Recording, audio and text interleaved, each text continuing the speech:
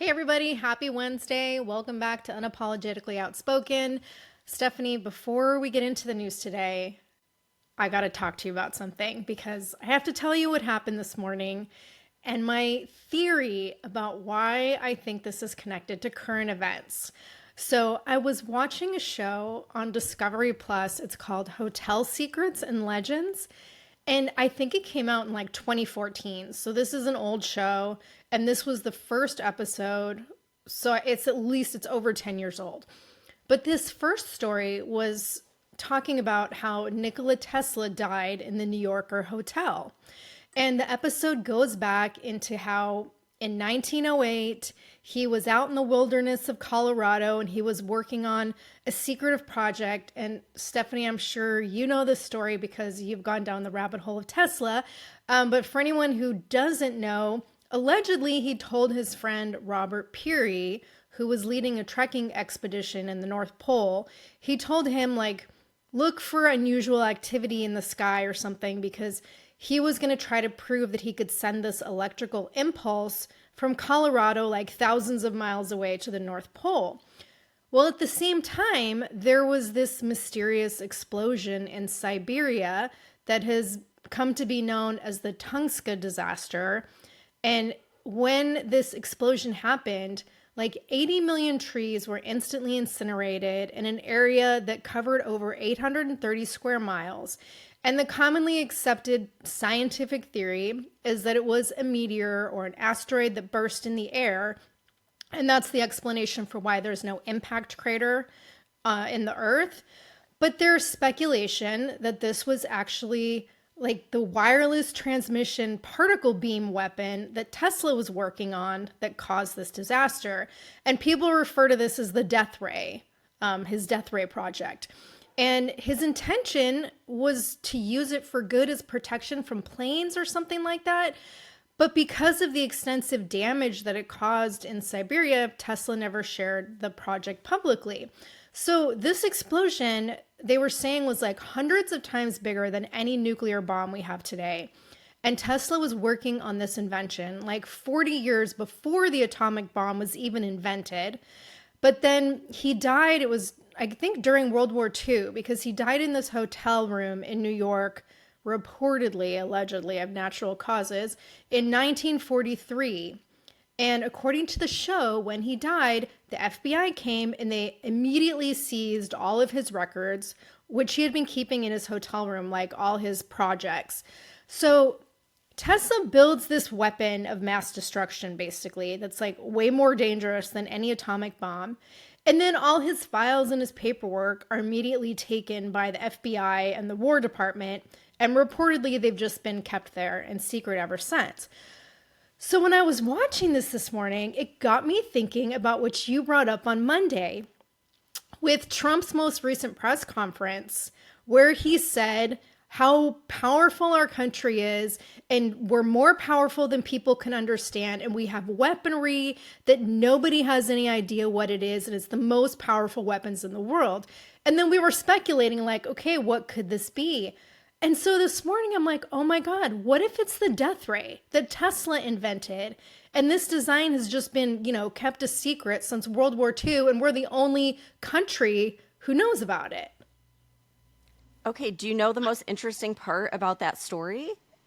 I don't know. Do I'm I? going to tell you because it's going to blow your mind, okay? And I know this. I have verified this because the documents have been declassified. So I saw the official documents of them going into his apartment. The guy that went in the apartment to help them look for this stuff was a very famous, very smart scientist, and his name was John Trump, Donald Trump's uncle, Uncle John. He's the one that went in and searched everything because he knew about, like, he studied this specific topic. And he went in, and the official story in the records is they didn't find anything. But I was like, as soon as I saw that, I'm like, yes, they did. You think they're going to tell the public if they found like anything, but let alone a weapon like that? And that was his uncle. Wow. Yeah. And he tells this story very often about how his Uncle John, was extremely smart scientist. And his Uncle John back in like the 70s told him, in your generation, there will be a nuclear bomb that could take out all of New York City that could fit in a briefcase. And he tells that story all the time. And it's just like looking back, it's like, they found something. Yeah. Like there has to be a connection. Hmm. Especially like we were talking about, Trump seems very confident about this and doesn't seem to be worried. And so this morning when I watched this, I just was like putting the pieces together and I went, "Oh my God, what if it's the Tesla project?" Yeah, I didn't know the beginning part of the story that he actually tested it and it caused all Mhm. that damage. I had no idea. Like I thought he just had created it and talked about it with his friend. I didn't know he actually tested it out, which is wild. Yeah, isn't that crazy? And then it wasn't until like 40 years later that, or Yeah. less than 40 years later, that he died. And then we never heard anything about this project ever again. Hmm. So anyway, just a little conspiracy stuff to start the episode. I like But it. so last week we talked about the whistleblower that came forward with allegations about Meta and Mark Zuckerberg and the allegations of him selling our nation's security out to China. And I didn't realize this was all happening at the same time as this antitrust trial that's taking place in Congress that also has to do with Meta. And they're acquiring Instagram and WhatsApp, and allegations by the Federal Trade Commission that the company basically bought these rival platforms in order to crush the competition and establish an illegal social media monopoly. So the argument against this is that Meta has plenty of competition from like TikTok and YouTube and X, and this case started years ago apparently. So it's on the FTC to basically prove that Meta has a monopoly in the market, but it's based on current conditions and not conditions in the past. So like I don't think this is going to be a slam dunk case for the FTC. But what was interesting is that on Monday Zuckerberg was testifying in the trial and some of his past communications came up as evidence.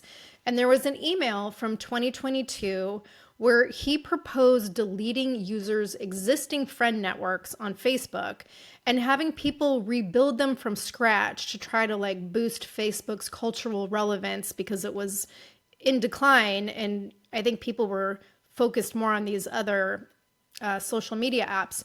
So at the time, the head of Facebook, his name Tom Allison, was arguing against it, and so it didn't end up happening.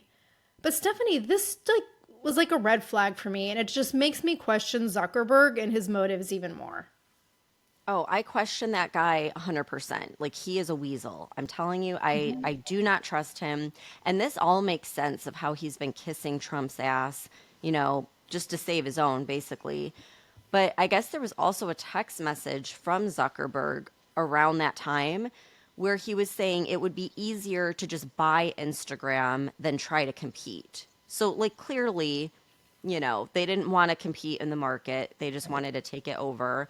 And I don't even think TikTok was a thing back then at this I don't time. either. But anyhow, what's interesting that I'm surprised hasn't been brought up, but maybe because they're not talking about today, they're talking about back then, is while they're in this antitrust lawsuit, they, have X as a major competitor, according to what they just said, but yet they still decided to launch Threads. And Threads is basically like Facebook's version of X. It's pretty much copying how X is. So, like, I just think that's a little ballsy, Like, clearly they're trying to become more of a monopoly than less if they're now trying to, like, directly take X's business. So, just interesting that they would do that at a time when they know all this is going on. But I got a questionnaire from them recently. I think this has actually happened twice in like the past 6 months. And it was when I logged into Facebook and it popped up and it was like a 5 question thing. And a couple of the questions were like one of them was, has Facebook passed its high point already? Like, are the best of times over for Facebook? And I put, yeah, of course. And then it asked, like, are they still culturally relevant? And I gave them the lowest score possible. And it's like, that's what you get when you alienate half of America because of their political views and you censor their stuff. And then it turns out you were working with government agencies, which Zuckerberg himself admitted to. People aren't going to really have a lot of sympathy for you. That's just my take on it. Yeah, and I just can't wait to see what comes out with this whistleblower testimony because I haven't heard anything other than what we talked about last week. Yeah, I know. And that was damning testimony too. So we'll see if it drags out over time or if they act quickly. But speaking of like what's going on with tech, we have some exciting news that NVIDIA is investing $500 billion over the next 4 years to produce supercomputers and AI chips in Texas.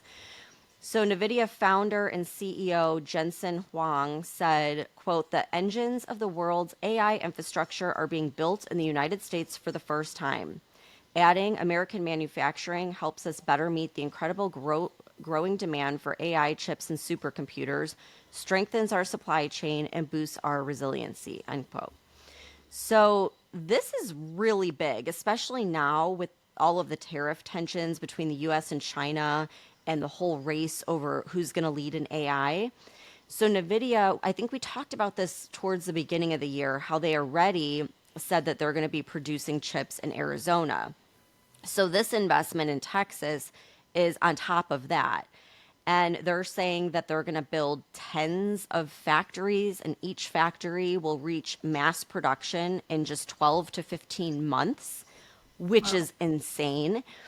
And so a few weeks ago, when China made that announcement that they created this new AI and they did it with like the cheaper chips, Nvidia's stock plummeted along with like the whole tech market, but now it's back up.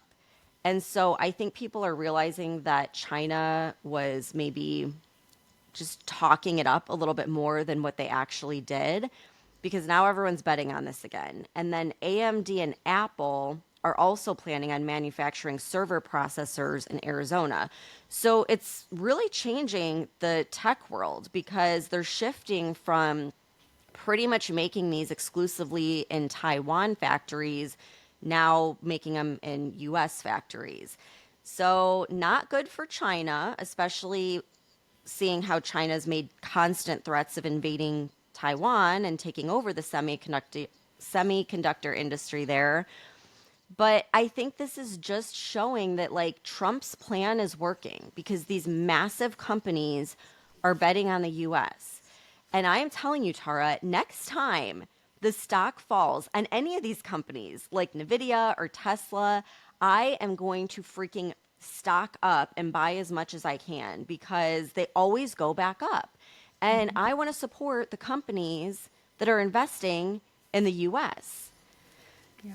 So, anyhow, like speaking of how tariffs tie into all of this, I want to play this clip from Laura Ingraham. So she had Chamath Palihapitiya. I don't know if I said his name right, but you've talked about him in the past, Tara. He was on Yeah. Tucker. And I thought he did a great job of explaining why he's betting on the US over China. And just for context, he's a venture capitalist and entrepreneur who used to be a Trump-hating Democrat up until Biden like destroyed the economy and he realized Trump's policies were solid. So here's what he has to say about the whole tariff situation. I want to say is I think that we underestimate the difficulty, as you said, that China is in. So I'll just give you a couple stats. Together, America and China represent almost half of world GDP. But underneath the covers, what we keep forgetting time and again is America is the market that matters. China has an aging population. They have a very difficult case for foreign investment. In fact, foreign investment in China has fallen off of a cliff. They have very murky rules on IP, and they have a very difficult economic forecast if they shrink. And so when you look at the China case, they're in a worse position than we are, which is why they have to sort of come to the negotiating table now and figure out some reasonable thing. And I think this is what President Trump was alluding to when he said, they want to come to the table and they don't quite know how. So that Yeah. made me feel better. Yeah, and I want to speak to something you said about investing in American companies because number one, we finally got our investment account set up last night. So now I'm going to be paying more attention to the stock market. But I want to get your thoughts on what I saw on Truth Social last night because Trump Media is launching something called separately managed accounts. And I read the description on the website, and it's a strategic partnership between Trump Media and Technology Group, Yorkville America Equities, which is an America First asset management firm, and then a company called Index Technologies Group, which is, I guess, a provider of thematic investment solutions. So these three firms have partnered together and they're launching a new suite of Truth Social branded investment accounts that offer investors access to, quote, curated thematic investment strategies rooted in American values and priorities to include an initial lineup of four categories: faith and values, liberty and security, energy independence, and made in America. And the CEO and chairman of Trump Media, Devin Nunes? I always want to say Nunez, Devin Nunes. He said, quote, "We're excited to advance our financial services strategy in conjunction with our new partnership. We're moving forward with a series of America First investment products that meet investors' demands to support a wide range of outstanding, non-woke, and innovative companies across key sectors of the U.S. economy," end quote. And then the post goes on to talk about how each strategy is constructed using a proprietary data-driven framework that will combine financial performance with proprietary values-based metrics. So Stephanie, what do you think about this? I like it. I like it. I would definitely want to invest in America First companies. And I think a lot of people feel that way, but it's like, how do you even do that? You know what I mean? There's all these funds that are already created. And when so many companies went woke over the past 4 years, when I started looking into these funds and all the companies that were in these funds, there were a lot of them, a lot of these woke companies that they kind of mix in with some of these popular funds. And so I would just rather know that my money is supporting companies that share my values and support America. Like, I want to bet on America. I don't want to bet on these companies that are manufacturing overseas. But with that being said, I can already see it. The left is probably going to go crazy and they're going to use this to say that Trump is just doing this to enrich himself, just like they did when he told people that it was a good time to buy DJT stock. They're probably going to go nuts with this. And I cannot see your face, Tara. I don't know why the video, is your video on? Yeah, I can see you perfectly fine. I think it's my computer. I need a new one. So I can't see you and it's weird. Okay, well, just you can listen to the sound of my voice. Oh, your voice. So yeah, I agree. I totally am interested in America First investments. And I think even when this was a couple years ago when all the banks and stuff were in this full-on woke shit, I ended up going with a credit card company that was like a brand new company that was just like an America First company. So I don't use it much out here, but I was very happy to get that account. So I will always focus on America First products and services. But I got to bring up some more DOGE cuts. As usual, I have more news to report. This time it's from the State Department, and it's to the tune of $214 million across 139 foreign grants. So I'm just going to read you a few of them. 14.6 million for a program to support expanded newsroom sustainability and engagement in Moldova. 5.2 million for a media diversity grant to fund an anti-disinformation program in the UK. 4.75 million to fund American-style higher education in Kurdistan. 2.4 million to combat disinformation through creative content in Belarus. 1.4 million to prevent internet fragmentation in Brazil, and then another million for channeling gig workers' rights in Brazil. 1.1 million for building trust and keeping hope alive in Sri Lanka, 900,000 to establish a place for women to join to organize in Mauritania, 750,000 for building migrant domestic worker-led movement in Lebanon, 400,000 for a grant to build environmental resistance in Armenia. Oh my God. So ridiculous. How did we not get in on this, Tara? Come on. I know. Oh my gosh, I think I have a clip for the next part of this, and I don't even know if I'm prepared. Oh, that's okay. We'll figure it Oh out. no. Okay. Yeah, I was so excited to tell you my story that I was completely unprepared for this. Um, yeah, I don't know where it is. Okay, so there's been a lot of fear mongering in the media lately, and it's mostly around, warning Canadians not to come to the United States. And so, of course, the master of smarmy charm, Gavin Newsom, he is taking advantage of this, and he is launching a new campaign with Visit California. And oh my God, oh, here it is. I found the clip. Okay. So he's trying to promote tourism between California and Canada. So listen to what he had to say. Today, we launched a new international campaign focused on encouraging Canadians to come visit the great state of California. The state of mind in the United States of America has dramatically changed as it relates to the approach to Canada. We want to make sure we send a message to our Canadian friends up north to come to a state where 2 million Canadians visited last year, to come visit a state where there's something for everybody. Visit California. Okay, so that's one of several. That's his social media clip. There's also a news clip with all this music and fanfare. But with this clip, there's a message on the screen and it says, Canadians, don't let Trump keep you from visiting California. And I'm like, okay, yes, Canadians, come to the land of rampant fraud, government mismanagement, and excessive crime in a state where the government really doesn't even care about the will or the safety of its citizens and residents, because I have a few things, as usual, to say about California. And the first one is California Democrats just recently shut down a proposal to provide funding for Prop 36. And this is a proposition that was passed in December of last year by more than 2/3 of California voters. So this is overwhelming majority of the state. And it's a legislative statute that allows for felony charges and increased sentences for certain drug and theft crimes. And I think it mandates drug and mental health treatment for these crimes, and it provides more legal tools to hold drug dealers accountable. So in theory, this is a really good thing, and this should be a positive change in how California prosecutes crime, which is basically not at all. So again, 2/3 of California citizens voting for it. And Republican legislators just recently proposed $400 million in funding for this.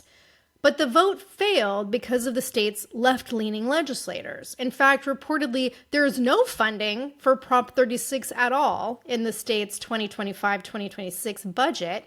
And the irony of this whole thing is that just a few days ago, Newsom issued a letter for Crime Victims' Rights Week, which was last week. It was, I think, April 6th through 12th. And in part of the letter, it says, quote, "This week we honor the resilience and perseverance that launched the victims' rights movement, inspired its progress, and continues to advocate for victims and survivors. Too many victims walk away from the legal system feeling unheard and unsupported. California is working to change that by building bridges between and among survivors and communities and services and supports." And then at the end of the letter, it says, California is committed to supporting and empowering victims of crime. And I'm like, but are you though? Because maybe when it comes to illegal migrants, but clearly not for the legal citizens of California. But Newsom did sign legislation on Monday to fund $2.8 billion to cover the state's gap in Medicaid services, which includes coverage for illegal migrants. But the Democrats just can't be bothered to do the same to address crime. And then this morning, Newsom issued a statement that he's filing a lawsuit challenging Trump's authority to impose these tariffs. Oh my God. Well, first of all, I want to know what is their definition of victim? Because in Right. California, I think that they think the criminals are the victims because of whatever reason, some kind of oppression or something. So I'm sure it's not going to actually go to help like true victims of crime. But I don't understand how you can have a proposition that the people voted on and then not fund it. Like, aren't Right. you by law like having to implement that? It's absolutely crazy. Like they do not give a shit about the people of California. No, and he in this, I'm just looking at this AP News article because it just came out because this happened this morning. And he's saying that Trump's unlawful tariffs are wreaking chaos on California families, businesses, and our economy, driving up prices and threatening jobs in California. So he's standing up for American families and can't afford to let the chaos continue. And I'm like, you mismanage your state more than almost any state in the fucking country. Like, you have no room to be running your mouth. Maybe stop taxing people so much in California, Yeah. Newsom. Maybe try that. That would help people. He's crazy. Well, anyhow, speaking of Democrat governors, Governor Josh Shapiro, I don't know why I'm having trouble today with like saying words, but he's the governor of Pennsylvania. He had to flee his home with his family at 2 a.m. on April 13th when an arsonist set it on fire. So Cody Balmer, who's 38, from Harrisburg, was arrested and charged with attempted murder, aggravated arson, burglary, terrorism, and other related offenses. And so I want to play a clip of Governor Shapiro talking to the press about what happened. An attack not just on our family, but on the entire Commonwealth of Pennsylvania here at the governor's residence. I spoke a couple hours ago with Director Kash Patel of the FBI. He promised all of the resources of the federal government. He was extremely kind and courteous and thoughtful in his conversation with me. And I thanked him and the women and men of the FBI and the President of the United States for their support. Lori and I are overwhelmed by the prayers and the messages of support that we've received from all across Pennsylvania and all across the United States. Yep. Okay, so yeah, I want to point some things out. In case anyone forgot, Shapiro was one of Kamala's potential running mates. He was like the most likely, but then Waltz came in. But he's no friend of Trump's, okay? And like I said, he's a Democrat. Yet he went out of his way to mention how the president and Kash Patel have been very friendly, supportive, helpful. They're giving them federal resources in this. Remember when Trump had two assassination attempts during the campaign, and Biden, Kamala, and the Democrats went on a media campaign to explain how it was Trump's fault because of his rhetoric, and like they continued to call him a Nazi? I think this situation speaks volumes to Trump's character to do the right thing in this situation and to not treat others the way that he was treated when he had attempts on his life. And I think it's a classy move. And I'm glad that Shapiro went out of his way to acknowledge it because the left has created this culture of activism where violence isn't just accepted, it's applauded.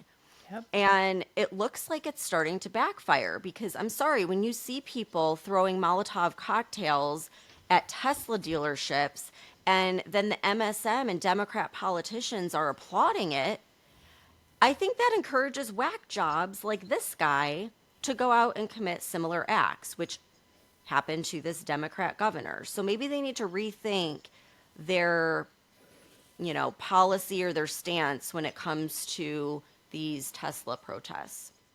Yeah, and of course the MSM is also putting their very particular spin on this whole thing because I can't find where I read this now, but I did read a couple articles in the beginning that this guy is a self proclaimed socialist. And so they can't use the narrative that this is like a MAGA supporter or, some crazy Trump person who's going after the left. And so now everything I'm seeing in the media is how, this guy had mental illness and nobody would help him. And that's what his mother's claiming, apparently. But this guy himself has testified in court before that he does not have any kind of mental illness. And he's clearly fucked up, right? But again, you don't see the narrative that is normally pushed by the left because they can't claim that this guy is a Trump supporter. Right. Yeah. And it's just, it's crazy. Like Trump could have reacted very differently to this whole situation, but he did the right thing. And it would just be nice if, once in a while the media would do the right thing. But I know that's a lot to ask from them. Yeah.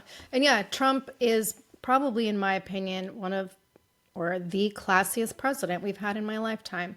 But speaking of whack jobs, we have to talk about what's happening at Harvard with these stupid protests.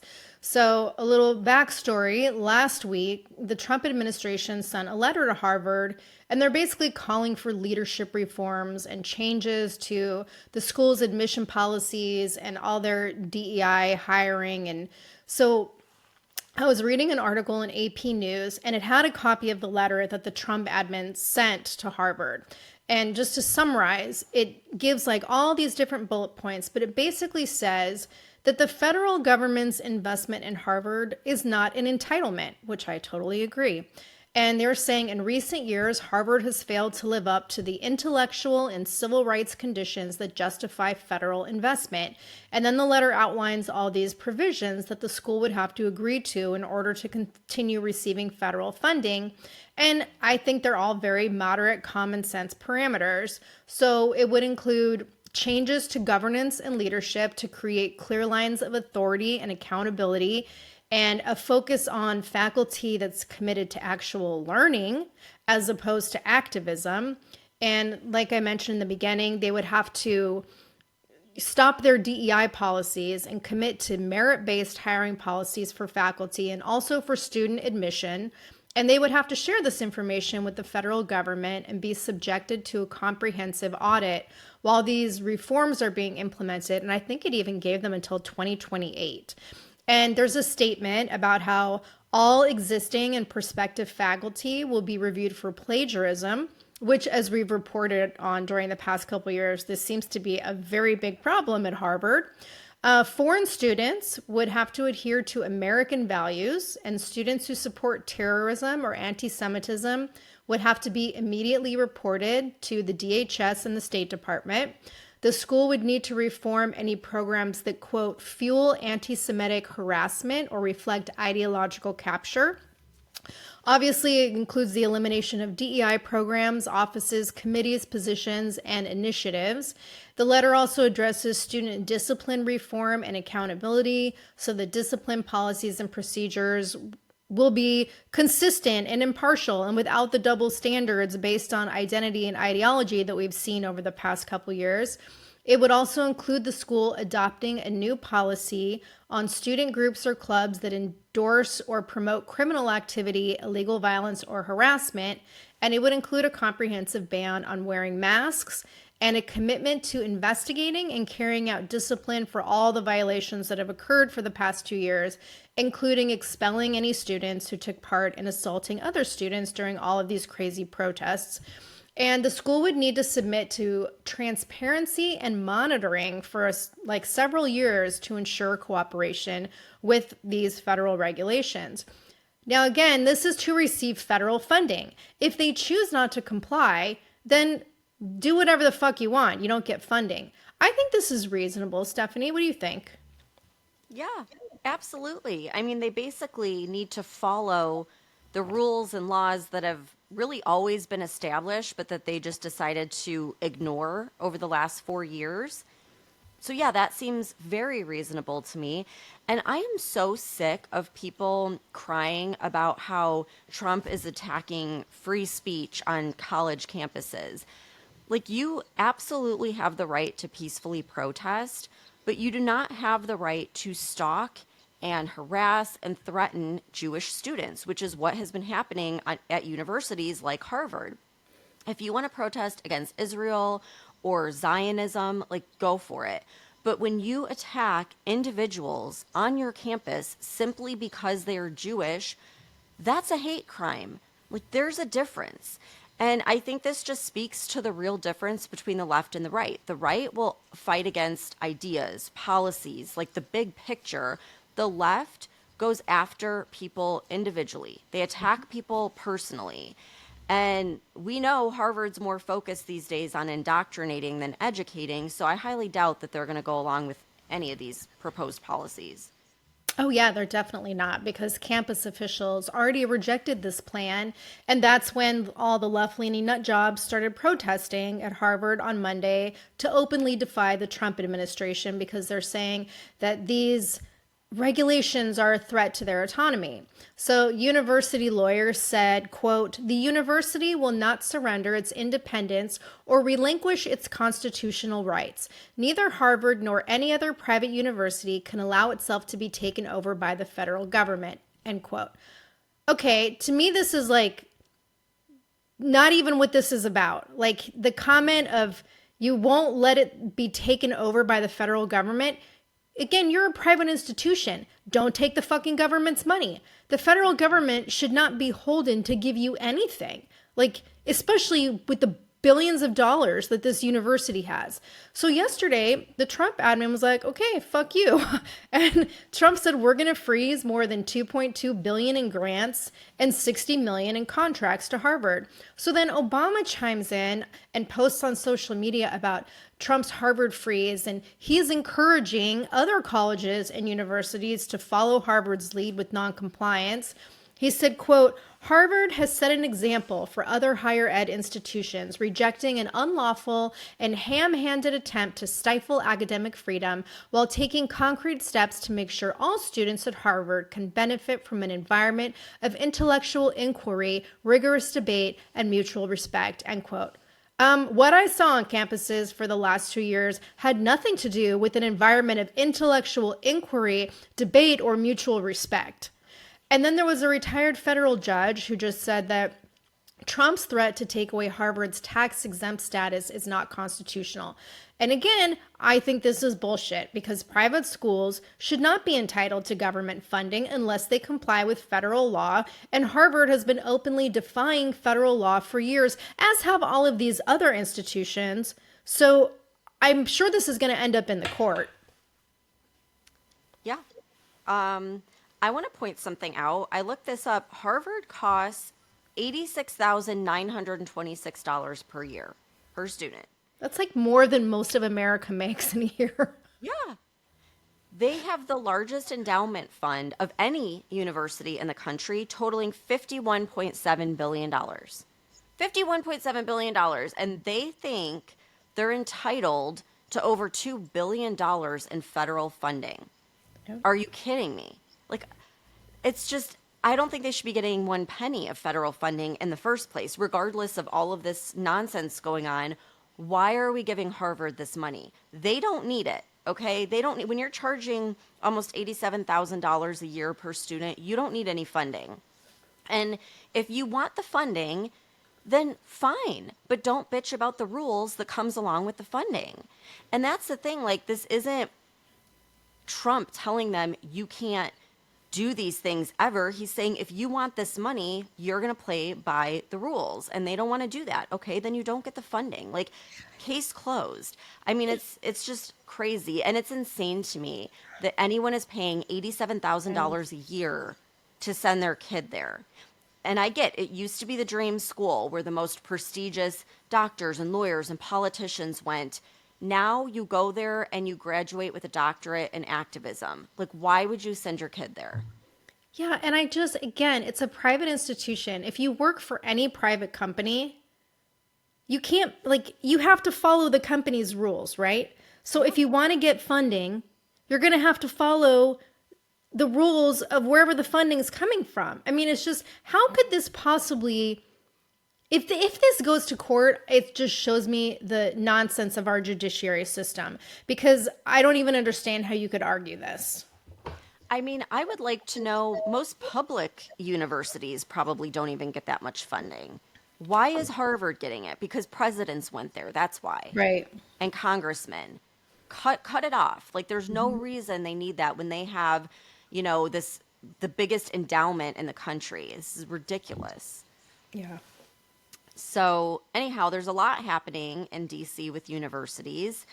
So, Republican lawmakers just submitted a bill to stop student visas going to Chinese students that are studying here because China requires them um, sh- to share intelligence. Sorry, my notes were messed up. And this is according to what Congresswoman Ashley Moody was saying in the hearing where they were proposing this bill. So I think what she's referring to is the 2017 Chinese National Intelligence Law. So this requires Chinese citizens and organizations to support, assist, and cooperate with state intelligence work. And there have been multiple court cases involving Chinese students spying. For example, just last year in July of 2024, a Chinese student pleaded guilty to violating the U.S. Espionage Act. And then I think we also talked about a case, again, I think it was last year, where there were Chinese people in the military that were disseminating information to China. So it's not like it's some far-fetched thing to say this is happening. They know it's happening. They know it's been happening for decades, and it's likely to ramp up as a result of the tariff war. But of course, what are Democrats saying? They're saying, you can't do that. You're xenophobic. Yep. So that word's coming back around. But I don't know, Tara, what do you think? Like, should we allow students from China to study here knowing full well that they are obligated to cooperate with Chinese intelligence? Yeah, I want to expand on this a little bit because from what I've been reading, it's not just Chinese visas that are the focus, because Secretary of State Marco Rubio has been revoking visas for a lot of the pro-Palestinian organizers and international students. I think at least 300 student visas have been revoked at this point. And the State Department is also considering revoking some student visas related to Ukraine. And I'm not against foreigners studying in the US. I think it's great. But I also think we have to look at things from a national security perspective. And Rep. Riley Moore from Virginia, I'm pretty sure he's involved in this bill you just mentioned, because he was talking about the ongoing security concerns with China that are becoming more tense with this whole tariff war. And he said, quote, every year we allow nearly 300,000 Chinese nationals to come to the U.S. on student visas. We have literally invited the CCP to spy on our military, steal our intellectual property, and threaten our national security. Just last year, the FBI charged 5 Chinese nationals here on student visas after they were caught photographing joint U.S.-Taiwan live-fire military exercises. This cannot continue. Congress needs to end China's exploitation of our student visa program, end quote. So I know we've had spies in our country for decades, right? But it was so blatantly accepted and ignored with the Biden admin. And I honestly think, just like with the unknown numbers of terrorists that have come across our open borders during the Biden administration, we have no idea how many of them have infiltrated our school and university systems. And I do believe our national security has been severely threatened, and shit needs to change. And if part of that is, putting a stop to the visas, at least temporarily, then I support that. Yeah, and I know we've talked about this in the past, how they've known since the 50s that China was sending students here to go to school and to then work their way up through politics, businesses, government, knowing full well that they might not get that return for 20, 30 years. But we know it's been happening. And then I also want to point out that Joe Biden had an office at Penn State where he kept classified documents. So it's like, connect the dots. I mean, there's something going on here. I don't think it's far-fetched to say that these people are actively trying to collect information, not because they want to, but because the Chinese government is forcing them to. They go through an interrogation when they go back into China. And I don't know. I think we need to pay attention to it. Yeah, I agree with you. And speaking of Biden, Grandpa Joe is still being propped up in public like some kind of sad little dementia puppet because yesterday he made an appearance in Chicago where he gave his first big speech since leaving the White House. This was at the ACRD conference, which is the Advocates, Counselors, and Representatives for the Disabled. And I guess that's kind of appropriate in context because it's Biden, who was 30 minutes late, shuffled onto the stage, and then did his trademark old man ranting where he alternately mumbled and then shouted incoherently in a long-winded speech of nonsense that was nothing but complete lies that basically is reinforcing the narrative from the left that Trump wants to take away Social Security benefits and Medicaid for millions of Americans. Just let me clarify. No, Trump wants to take away fraudulent Social Security and Medicare benefits that are being paid to illegal migrants and the millions of dead people and the criminals who are collecting money that isn't theirs. But in true Biden fashion, his racist side came out when he was reminiscing on his childhood when his family moved from Pennsylvania to Delaware after the coal industry died. And that was his first time really noticing black people and how he watched colored kids go by on the bus. So I want to play this clip of Biden from yesterday. I was the co-sponsor of the Americans with Disabilities Act as a United States Senator. In my view, and I suspect many of you, it was one of the most consequential civil rights laws in American history. That's what got me involved in politics in the first place. Delaware, like Maryland, was one of those states, was a slave state. We had all the vestiges of what was going on back in the day. We were one of those states that still, I remember moving from Scranton, Pennsylvania down to Wilmington, Delaware, and coal died. My dad moved back to where we could get a job. And I remember I pulled into, my mom would drive us on the Philadelphia Pike connecting Wilmington and Philadelphia. And we lived in an apartment complex. And she'd drive us it was only about half a mile to Holy Rosary School in Claremont. But it was so dangerous, she wouldn't let us walk up because of Access Road. I remember pulling into the parking lot, and I had never seen hardly any black people in Scranton at the time and I was only going in fourth grade. And I remember seeing the kids going by at the time called colored kids on a bus going by. They never turned right to go to Claremont High School. I wondered why. Asked my mom, why? So in Delaware, they're not allowed to go to school, in public school, with white kids, honey. That sparked my sense of outrage as a kid, just like it does. And these young kids right here can tell you things affect them when they learn about something that's really just unfair and unjust. Yes, it was in fourth grade when racist Joe Biden discovered colored kids took the bus to a different school because they weren't allowed to go to the same school as he was. And that sparked his outrage and thus began his career. His career as a senator, where he voted against busing black kids to white schools. Right, exactly. Why are they still rolling him out on stage? I mean, they've humiliated him enough. Let's just let the guy go off into the wind and retire. I know. It's ridiculous. But before he gave this speech, Caroline Leavitt was giving a press conference and they knew that he was going to be giving this speech. And so she was asked about it. And I just want to play a short clip of what she had to say because, as usual, she is awesome. He's former President Biden. He's set to deliver his first major speech since leaving office tonight. He plans to talk about what I'm told will be Social Security under the current administration, closing of offices, longer wait times, harder for seniors and people with disabilities to access earned benefits, is what Democrats have been saying today. I wanted to get the president's response, or if he plans to respond to this, and comments on what Democrats are calling cuts to Social Security? My first reaction when seeing former President Biden was speaking tonight was I'm shocked that he is speaking at nighttime. I thought his bedtime was much earlier than his speech tonight. I understand the topic of his speech will be Social Security. Let me make it very clear ahead of former President Biden's remarks.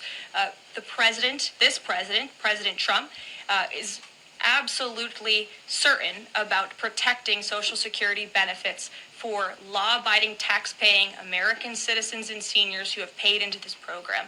He will always protect that program. He campaigned on it, he protected it in his first term, and he's back again to continue protecting it. On the topic of Social Security, I have some news before I let you all go. Later this afternoon, the president will be signing a presidential memorandum aimed at stopping illegal aliens and other ineligible people from obtaining Social Security Act benefits. The memorandum will direct the administration to ensure ineligible aliens are not receiving funds from the Social Security Act programs. It will expand the Social Security Administration's fraud prosecutor program to at least 50 U.S. attorney offices and establishes a Medicare and Medicaid fraud prosecution program in 15 U.S. attorney offices. The memorandum will also require the Social Security Administration Inspector General to investigate earning reports for individuals aged 100 or older with mismatched Social Security records to combat identity theft. And the memorandum will direct the Social Security Administration to consider whether to reinstate the use of civil monetary penalties against individuals who engage in Social Security fraud, an effort that has been paused for several years. These taxpayer-funded benefits should be only for eligible taxpayers. And President Biden should think about what he did in his last term, which is allow tens of millions of illegal people into our country, many of whom were fraudulently receiving these benefits. So you'll hear from the president on that later. God, I love her. Mic drop. Yeah. She's awesome. But that's exactly what it should be. We should not be giving Social Security benefits to dead people and to illegals. This is what California taxpayers pay for. Social Security is not going to be able to go on much longer if Trump let this continue to happen. So everyone should be excited about that. And of course, they're going to try and flip the narrative. But I mean, hopefully people are smart enough to look at what's really happening and not just listen to CNN. Yep. All right. Well, hope everyone has a great day. And we've got some fun episodes coming up for Friday and Monday. So we did a couple of interviews, and I think you're really going to like them. So stay tuned, and we'll see you back here on Friday.